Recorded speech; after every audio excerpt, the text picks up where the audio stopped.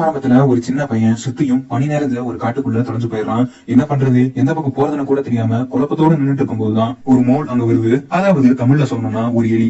Hello, நீ இங்க என்ன பண்ற அப்படின்னு சொல்லிட்டு அது கேட்க, நான் தொலைஞ்சு போயிட்டேன்னு அவன் சொல்றான். அப்படியா, நீ எப்படி இங்க வந்தேன்னு அவனை பார்த்து கேட்டுட்டு இருக்கும் போது, அங்க பாருப்பா ஒரு அழகான கேக் தெரியுதுன்னு அந்த மோல் அந்த இடத்த நோக்கி போக ஆரம்பிக்குது. எனக்கு எதுவும் தெரியலன்னு இவனுக்கு பின்னாடியே போக, ஓ இது கேக் இல்லப்பா, வெறும் ஒரு மரம் தானே ஏமாற்றத்தோட அது நிக்க. எவ்வளவு அழகான மரம் இல்ல, நீ சொன்ன மாதிரி பார்க்க லைட்டா கேக் மாதிரி தான் இருக்குன்னு அவனும் சொல்றான்.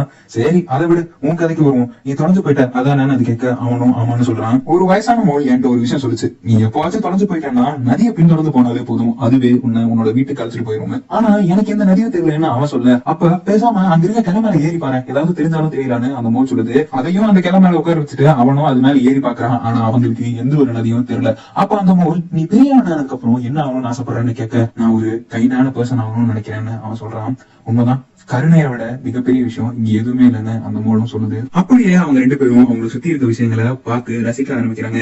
இந்த இடம் எவ்வளவு அழகா இருக்குன்னு ரெண்டு பேரும் பேசிக்கிட்டு இருக்கும் போது எதிர்பாராத விதமா அந்த மோல் அந்த கிளையில இருந்து கீழே விழுந்துருது. உனக்கு எதுவும் ஆகல அப்படின்னு சொல்லிட்டு அவன் கேட்க, இல்ல ஒண்ணும் ஆகல, சரி வா நம்ம போய் நதியை தேடலான்னு ரெண்டு பேரும் அப்படியே நடந்து அதை தேட ஆரம்பிக்கிறாங்க. அவங்க நடந்து போன பாதை ரொம்ப மேடா இருந்ததுனால அந்த மோலால நடக்க முடியல. அப்ப அந்த பையன் அதை தூக்கி வச்சுட்டு நடக்க ஆரம்பிக்கிறான். நான் உனக்கு பாரம் ஆயிட்டேன்னு அது ஃபீல் பண்ண, அப்படிலாம் இல்லன்னு அவன் சொல்றான். அப்படியே நடந்து போகும்போதுதான் ஒரு உச்சியில நின்று பார்க்கும்போது கண்ணுக்கு எட்டின வரைக்கும் அந்த பனிக்காடு தான் அவங்களுக்கு தெரிஞ்சது.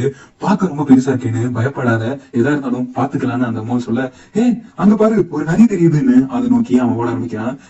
உன்னை பயப்படாதன்னு தான் சொன்னேன், அதுக்குன்னு எதை பார்த்தாலும் இப்படி கொஞ்சம் கூட யோசிக்காம ஓட சொல்லலான்னு பின்னாடியே அந்த மோலும் அவன் கூட போக, அப்போ உனக்கு பிடிச்ச குவாட் ஏதாவது இருக்கான்னு அந்த பையன் கேட்க, இருக்கு, நீ ஒரு விஷயத்துல முயற்சி பண்ணி தோத்துட்டேன்னா கேக் சாப்பிடு, இதுதான் எனக்கு பிடிச்ச குவாட்னு அந்த மோல் சொல்ல, கேக்கா அப்படியா, இந்த கோட் உன் வாழ்க்கையில என்னைக்காச்சும் ஹெல்ப் பண்ணிருக்கான்னு அவன் கேட்க, எல்லா நேரத்திலையும் எனக்கு ஹெல்ப்ஃபுல்லா இருந்திருக்குன்னு அந்த மோல் சொல்லுது. அப்படியே பேசிக்கிட்டே அவங்க ரெண்டு பேரும் அந்த நதி கிட்ட போய் சேர்ந்துறாங்க.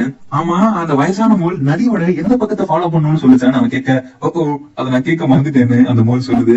அப்படியே அந்த நதியோரம் இருக்க ஒரு கல்லு மேல உட்காந்து அந்த நதியை அவன் பார்த்துட்டு இருக்கும் போது நினைச்சு பார்க்கவே வித்தியாசமா இருக்குல்ல. என்னதான் பல விஷயங்கள் பார்க்க வெளிப்படையா தெரிஞ்சாலும் உண்மையில எல்லாமே அதுக்குள்ளதான் நடக்குது இல்ல. இப்போ மனுஷங்களே எடுத்துக்கோங்க, அவங்க மத்தவங்க கிட்ட காட்டுற முகம் வேற, ஆனா அவங்களோட உண்மையான முகம் அவங்களுக்குள்ள இருக்க அந்த மனசாட்சிக்கு தான் தெரியும்னு அந்த பையன் சொல்ல, அப்போ அவங்க யாரும் கண்காணிக்கிற மாதிரி அவங்களுக்கு தோண ஆரம்பிக்க, இருட்டாக வேற ஆரம்பிச்சிருச்சு, நம்ம பாதுகாப்பான ஒரு இடத்துக்கு போகணும், நாளைக்கு வேணா நம்மளோட பயணத்தை ஆரம்பிச்சுக்கலாம்னு ரெண்டு பேரும் முன்னாடி பார்த்த அதே மரத்துக்கு போய் அந்த கிளை மேல ஏறி உட்காந்துறாங்க. அந்த நேரத்துல திடீர்னு ஒரு பறவை சத்தம் கேட்டு ரெண்டு பேரும் ரொம்பவே பயந்து போயிடுறாங்க. அப்போ அந்த பையன், கொஞ்சம் யோசிச்சு பாரு, ஒருவேளை நமக்கு பயங்கர ஒரு விஷயமே இல்லைன்னா எப்படி இருக்கும், எதை பத்தியுமே பயப்படாம நமக்கு பிடிச்ச விஷயத்த ஜாலியா பண்ணுவோம்லன்னு அந்த மோல்ட்ட அவன் கேட்க, எனக்கு தெரிஞ்சு பல வயசான மோல்ஸுமே அவங்க பயத்தை பத்தி யோசிக்கிறத விட அவங்களோட கனவுகளை பத்தி தான் யோசிச்சு அவங்க வாழ்க்கையில முன்னேறி போவாங்க. உனக்குன்னு ஏதாவது ட்ரீம் இருக்கான்னு அது கேட்க, அதுக்கு அந்த பையன் வீடு அப்படிங்கிற ஒரே வார்த்தையில அவன் பதில முடிச்சிடறான். அப்படியா, அது பார்க்க எப்படி இருக்கும்னு அந்த மோல் கேட்க, சரியா தெரியல, ஆனா எனக்கு அது மாதிரியான ஒரு இடம் கண்டிப்பா வேணும்னு மட்டும் புரியுதுன்னு அவன் சொல்றான். அந்த நேரம் பார்த்து அங்க ஒரு நரி வர அவங்க மரத்துக்கு கீழே நின்று அவங்கள வெறியோட பாக்குது. ரொம்ப பசியோட இருக்க போலியான்னு அந்த மோல் சொல்ல, அப்படியே அந்த நரியும் அந்த மரத்து மேல ஏற பாக்குது. இவங்க ரெண்டு பேரும் பயத்திலேயே நடுங்கிட்டு உட்கார தூரத்துல ஒரு பறவை சத்தம் கேட்க இவங்களை விட்டுட்டு அது அந்த பக்கம் பார்த்து ஓடி போயிருது. அந்த நரி போயிடுச்சு, நீ வெளியே வரலான்னு அவன் சொட்டருக்குள்ள பயந்து விழுந்துகிட்டு இருந்த மோல்ட்ட சொல்ல, அதுவும் எட்டி பாக்குது. அப்ப மறுபடியும் இன்னொரு சத்தம் கேட்க, யாருக்கும் அடிபட்டு இருக்குன்னு நினைக்கிறேன்னு அந்த பையன் சொல்ல, ரெண்டு பேரும் அந்த சத்தம் அந்த இடத்தை நோக்கி போறாங்க. அங்க அவங்க இதுக்கு முன்னாடி பார்த்த அதே நரிதான் ஒரு டிராப்ல மாட்டிருக்கிறத அவங்க நோட் பண்றாங்க. அதுவும் எவ்வளவோ ட்ரை பண்றது, ஆனா அதுல இருந்து அதால தப்பிக்கவே முடியல. அப்போ அந்த மோல் அந்த ஃபாக்ஸ் கிட்ட மெதுவா நடந்து போக, பார்த்து பத்திரம்னு அவன் சொல்றான். அதுவும் நான் பயப்படலன்னு தனக்கு சொல்லிக்கிட்டே அந்த நரி கிட்ட போக, அந்த நேரம் பார்த்து அந்த நரி அதை கடிக்க வருது. ஆனா அந்த டிராப்ல சிக்கினதுனால அதனால எதுவுமே பண்ண முடியாம, ஒருவேளை நான் மட்டும் இங்க சிக்காம இருந்தேன்னா இந்நேரம் உன்னை கொண்டு தின்றுப்பேன்னு அந்த நரி சொல்ல, ஆனா ஒருவேளை கடைசி வரைக்கும் இதே டிராப்ல நீ சிக்கிட்டனா கூடிய சீக்கிரம் நீயே செத்துருவேன்னு சொல்லிட்டு அந்த மோலும் அந்த நரி மாட்டிருக்க டிராப்போட கைத்தை கடிச்சு அறுத்து விட்டுருது. விடுபட்ட நரியும் அவங்க கிட்ட எதுவுமே சொல்லாம அமைதியா அங்கிருந்து போயிருது. அந்த பையனும் அந்த மோல் கிட்ட போய் கலக்கிட்டு போன சொல்ல, நம்மளோட மிகப்பெரிய சுதந்திரமே எப்படி ஒரு விஷயத்துக்கு ரியாக்ட் பண்றோங்கிறதால நம்ம வாழ்க்கையில எல்லாத்தையுமே நம்மளோட கண்ட்ரோல்ல வச்சுக்க முடியாது, ஆனா நம்ம வாழ்க்கையில நடக்கிற ஒவ்வொரு விஷயத்துக்கும் எப்படி ரியாக்ட் பண்ணலாங்கிற சுதந்திரம் நம்ம எல்லாருக்குமே இருக்கு. அதுதான் ஒரு வகையில நம்மளையே டிஃபைன் பண்ணுதுன்னு அந்த மோல் சொல்ல, அடுத்த நாள் காலையில அந்த நதியை பின்தொடர்ந்து போலான்னு ரெண்டு பேரும் கிளம்புறாங்க. அப்ப திடீர்னு ஒரு பனி சரிஞ்சு அந்த மோல் மேல விழுந்து அப்படியே உருண்டு போக ஆரம்பிச்சிருது. அந்த பையனும் அதை பார்த்துட்டு சிரிச்சுட்டு பின்னாடி ஓடி போக அது அப்படியே பார்க்க ஸ்னோபால் மாதிரி மெதுவா உருண்டுட்டு போயிட்டு இருக்க. திடீர்னு அதோட ஸ்பீடு அதிகரிச்சு வேகமா போக ஆரம்பிக்குது. இவனும் பின்னாடியே பயத்துல ஓட டப்புன்னு அது அந்த நதியில விழுந்து அந்த நதியோட ஆத்துல அந்த மோல் அடிச்சுட்டு போக ஆரம்பிக்குது. அந்த பையனும் வேகமா போய் அதை காப்பாத்தணும்னு தன்னோட கையை நீட்டுறான். ஆனா அதால அவனை பிடிக்க முடியல. இதை பார்த்த நரி அந்த மோலை நோக்கி ஓட ஐயோ நரி வேற வந்துருச்சுன்னு பயத்துல கத்திட்டு அந்த பையனும் பின்னாடியே ஓடுறான். அந்த நரி டப்புன்னு தண்ணிக்குள்ள குதிச்சுற. ஒரு பக்கம் அந்த மோல் தண்ணியில அடிச்சுட்டு போயிட்டு இருக்கு, இன்னொரு பக்கம் அதை நோக்கி நரி வந்துட்டு இருக்கு. என்ன பண்றதுன்னே தெரியாம பயத்துல உடஞ்சு போய் நின்றுறான். அப்போ அந்த மோலும் நரியும் ஒன்னா தண்ணியில இருந்து வெளியே வரதை பார்க்க அப்பதான் அவனுக்கு உயிரே வருது. அந்த மோலை பத்திரமா தூக்கிட்டு வந்து அந்த நரி கரை சேர்த்து விட்டுருது. தன்னை காப்பாத்தினதுக்காக அந்த நரிக்கு அந்த மோலும் நன்றி சொல்ல அப்ப அந்த பையனும் ஓடி வந்து அந்த மோலை கட்டி பிடிச்சிக்கிறான். அப்படியே தன்னோட ஃப்ரெண்டை காப்பாத்தினதுக்கு அதுக்கும் நன்றி சொல்லான்னு அதை கட்டி பிடிக்க அது எதுவுமே சொல்லாம அங்கிருந்து அமைதியா போயிருது. அதுக்கப்புறம் அவங்க ரெண்டு பேரும் அவங்களோட பயணத்தை ஆரம்பிக்கிறாங்க. பின்னாடியே அந்த நரியும் அமைதியா எதுவுமே சொல்லாம அவங்களை ஃபாலோ பண்ணிட்டே போகுது. அதை பார்த்துட்டு அந்த பையனும் ஒருவேளை அந்த நரியும் நம்மள மாதிரியே தொலைஞ்சு போயிருக்குமோன்னு கேட்க எல்லாருமே ஒரு வகையில தொலைஞ்சு போன மாதிரி தான் சில நேரத்துல ஃபீல் பண்ணுவான்னு அந்த மோடும் சொல்ல அப்படியே நடந்து போயிட்டு இருக்கும்போது ஒரு வீடுனா எப்படி இருக்கும்னு எனக்கு தெரியும்னு அந்த மோடு சொல்ல அப்படியா சரி சொல்லு கேட்போமே அப்படின்னு அந்த பையன் சொல்றான். சுத்தி செவரு மேல கூரை கதவு வரும் ஒரு பில்லு அப்புறம் எல்லா ஜன்னல் பக்கத்திலயும் கேக்குன்னு அந்த மோடு சொல்ல அது வீடு இல்லப்பா கேக் ஷாப்னு அந்த பையன் சொல்றான். அப்போ அது வீடு இல்லையான்னு அந்த மோடு கேட்க அது எப்படி வீடாகும் அங்க நம்மளால வாழ முடியாது. என்னது முடியாதா ஏன் வாழ முடியாதுன்னு அந்த மோடு கேட்க என்ன பொறுத்த வரைக்கும் வீடுங்கிறது எப்பவுமே கதகதப்பாவும் அன்போடும் கூடவே லைட்ஸோடய இருக்கணும்னு அந்த பையன் சொல்ல அப்போ பக்கத்துல அமைதியா ஒரு குதிரை நின்று இருக்கிறத அவங்க பாக்குறாங்க. அப்படியே அந்த மோல் அந்த குதிரை கிட்ட போய் ஹலோன்னு சொல்ல அதுவும் திருப்பி ஹலோன்னு சொல்லுது. அதே மாதிரி அந்த பையனும் அது கிட்ட போய் ஹலோ நீ ரொம்ப நாளா இங்கதான் இருக்கியான்னு அந்த பையன் கேட்க அது அப்படிதான் நினைக்கிறேன்னு சொல்லிடுது. நீயும் காட்டுக்குள்ள தொலைஞ்சு போய் வழி தெரியாம இங்க நிக்கிறியான்னு அவன் கேட்க அதுக்கு அந்த குதிரை இல்லன்னு சொல்லிடுது. ஆனா நாங்க தொலைஞ்சு போனப்பதான் அங்க என்கிட்ட ஒரு பிளானுமே இருக்குன்னு சிரிச்சுட்டே சொல்லிட்டு அந்த மோல் அங்க இருந்து நடக்க ஆரம்பிக்க அந்த குதிரையும் அவங்க பின்தொடர்ந்தே வருது. அப்போ சுத்தி இருக்க மரத்து மேலாம் பனி படிஞ்சிருக்கிறத பார்த்து கேக் மேல இருக்க ஐஸ்கிரீம் மாதிரியே எவ்வளவு அழகா இருக்குன்னு அந்த மோல் சொல்ல உன் மனசு முழுக்க கேக் தான்ப்பா நடந்திருக்குன்னு அந்த பையனும் சொல்றான். அப்படியே அவங்க ரெண்டு பேரும் அங்க இருக்க பனியில விளையாட ஆரம்பிக்க அதை பார்த்து அந்த குதிரையும் அவங்களோட சேர்ந்து விளையாட ஆரம்பிச்சிருது. நம்ம ஃப்ரெண்ட்ஸ் கூட டைம் ஸ்பெண்ட் பண்ணும்போது பெருசா நம்ம எதுவுமே பண்ணனாலும் அவங்க கூட இருக்கிறதே அவ்வளவு சந்தோஷமா இருக்குல்லன்னு அந்த பையன் சொல்ல அப்படியே அவனும் அந்த மோலும் அந்த குதிரை மேல ஏறி உட்கார அந்த பையனும் அந்த மோலை தன்னோட கையில தூக்கி சுத்தி இருக்க இயற்கையோட அழகை காமிக்கிறான். சுத்தி இருக்க பெரிய உலகத்தை பார்த்து இது கூட கம்பேர் பண்ணும்போது நான் எவ்வளவு சின்ன இல்லைன்னு அந்த மோல் சொல்ல நீ சின்னவன் தான் ஆனா உன்னால எங்களுக்குள்ள ஏற்பட்ட தாக்கம் ரொம்பவே பெருசு.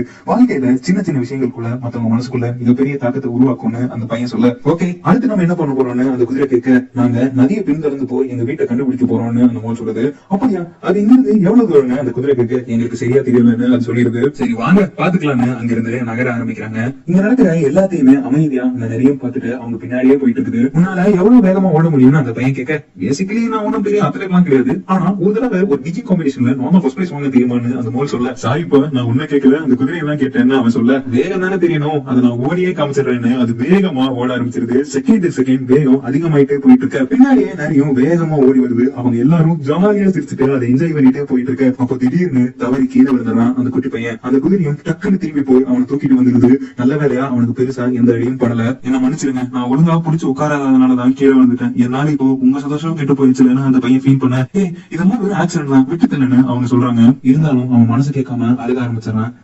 அழகப்பா ஒவ்வொரு கண்ணீருக்கு பின்னாடியும் ஒரு காரணம் இருக்கும். அது ஒண்ணும் உன்னோட பலவீனம் கிடையாது அது உன்னோட பலம் தானு அந்த குதிரை சொல்லுது. என்னை விட என் மேல நீங்க தான் நிறைய நம்பிக்கை வச்சிருக்கீங்கன்னு அந்த பையன் சொல்ல ஒரு நாள் நீயே அதை புரிஞ்சுப்ப. நம்ம வாழ்க்கை கஷ்டமானதுதான் ஆனா நம்ம மேல அன்பு காட்டுறவங்க நம்ம கூட இருந்தா எவ்வளவு பெரிய கஷ்டமா இருந்தாலும் அதை ஈஸியா சமாளிச்சு நம்மளால வந்துட முடியும்னு அந்த குதிரை சொல்லுது. அதை கேட்டுட்டு தன்னோட தலையை நிறுத்தி பார்க்கும்போது தூரத்துல ஒரு ஒளி தெரிகிறத நோட் பண்றான். அங்க பாருங்க லைட் தெரியுது அநேகமா அதுதான் நம்ம தேடுற வீடா இருக்கும்னு அவன் சொல்ல நானும் அப்படிதான் நினைக்கிறேன்னு அந்த மோல் சொல்லுது. அப்படியே திருப்பி அவங்களோட பயணத்தை அந்த ஒளியை நோக்கி ஆரம்பிக்கிறாங்க. அப்போ இந்த மாதிரி பேசவே மாட்டேங்குதுன்னு அந்த பையன் சொல்ல அப்படின்னா இல்ல அவன் நம்ம கூட பேசலனாலும் நம்ம கூட இருக்கிறதே எனக்கு ரொம்ப சந்தோஷமா இருக்குன்னு அந்த குதிரை சொல்லுது. அதை கேட்டுட்டு உண்மையை சொல்லணும்னா மத்தவங்க மாதிரி எனக்கு இன்ட்ரெஸ்டிங்கா பேசலாம் தெரியாது. என்கிட்ட இன்ட்ரெஸ்டிங்கா பேச எந்த ஒரு விஷயமும் இல்லாததுனாலேயே எதுக்குடா பேசிட்டு நான் அமைதியாவே இருந்துருவேன்னு வருத்தத்தோட அந்த நரி சொல்ல மத்தவங்க கிட்ட உன் மனசுல இருக்கிறத வெளிப்படையா உண்மையா சொல்றது ரொம்ப இன்ட்ரெஸ்டிங்கான விஷயம் தான் குதிரை சொல்ல அதுக்கப்புறம் அவங்க திருப்பி நடக்க ஆரம்பிக்கிறாங்க. இது வரைக்கும் நீ பண்ணதுல ரொம்ப தைரியமான விஷயம்னா அது என்னன்னு குதிரையை பார்த்து அந்த குட்டி பையன் கேட்க மத்தவங்க கிட்ட உதவின்னு கேட்டாதான். நம்ம மத்தவங்க கிட்ட உதவி கேட்கறதுனால தோத்து போயிடுவோம்னு அர்த்தம் கிடையாது.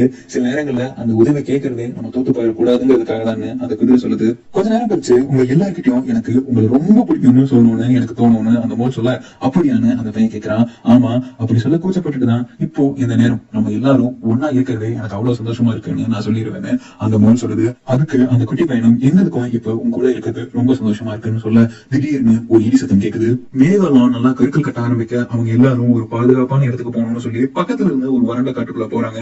காத்து பயங்கரமா வீசுது, மழையும் வேகமா பெய்யுது, இடிமின்னல் சத்தம் வேற அதிகமா இருக்குதுன்னு சொல்லி பயத்துல குதிரைய அவங்க எல்லாரும் கட்டி பிடிச்சிட்டு இருக்க, அப்போ அந்த குதிரை கவலைப்படாத, இதுவும் கடந்து போகும்னு சொல்ல, உன் வாழ்க்கையில எப்பெல்லாம் பெரிய பெரிய விஷயங்கள் எல்லாம் கண்ட்ரோல் மீறி போகுதோ அப்பெல்லாம் அதை நினைச்சு ரொம்ப பயப்படாம உனக்கு பிடிச்ச விஷயங்களை பத்தி யோசிச்சு உன்னை நீயே சந்தோஷமா வச்சுக்க பாருன்னு குதிரை சொல்ல, நீ சொல்றதும் கரெக்ட் தானே அந்த பையன் ஒத்துக்கிறான். அந்த நைட் முழுக்கவே அவங்க எல்லாரும் அங்கேயே தங்கிடுறாங்க. அடுத்த நாள் காலையில மழையெல்லாம் நின்று எல்லாம் நார்மல் ஆயிருது. ஆனா அவங்க இதுக்கு முன்னாடி பார்த்த அந்த வெளிச்சம் தெரியாம போயிருது.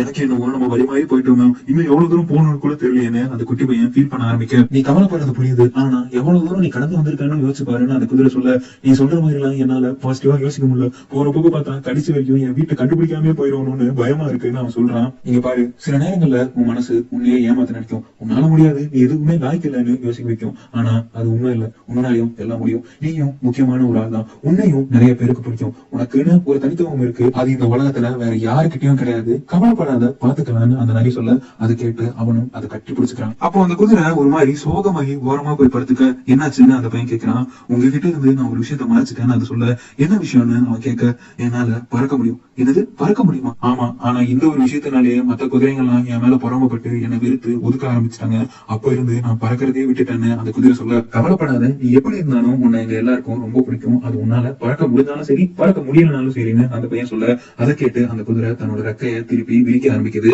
தன்னோட முழு ரெக்கையும் விரிச்சு காமிக்க, அதை பார்த்து அவங்க எல்லாம் ஆச்சரியப்பட்டு போயிடுறாங்க. டக்குன்னு அந்த குட்டி பையனும் மூலும் அந்த குதிரை மேல ஏறி உட்காந்துட்டு நீயுமான அந்த நெறிய கூப்பிடுறாங்க.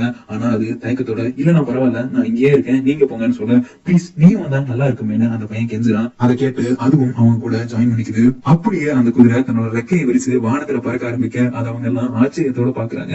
அப்படியே வானத்தோட அழகையும் ரசிச்சுட்டு இருக்கும்போது அவங்க இதுக்கு முன்னாடி பார்த்த அதே வெளிச்சம் தெரியுது. அவங்களும் நேரா அந்த வெளிச்சத்தை நோக்கி போக, அந்த இடத்துக்கு பக்கத்துல போன உடனே குதிரை திருப்பி தரைக்கே வந்துருது. அவங்களும் அதுல இருந்து கீழே இறங்கி நிக்க, இதுதான் என்னோட வீடுன்னு நான் நினைக்கிறேன்னு அந்த குட்டி பையன் சொல்ல, எனக்கும் அப்படிதான் தோணுதுன்னு அந்த மோலும் சொல்லுது. கடைசியா ஒரு தடவை அவங்க எல்லாரையும் கட்டி பிடிச்சு அவன் குட் பை சொல்ல, நம்ம எல்லாரும் இப்ப இங்க ஒன்னா இருக்கோம்னு நினைக்கும் போது எனக்கு சந்தோஷமா இருக்குன்னு அந்த மோல் சொல்லுது.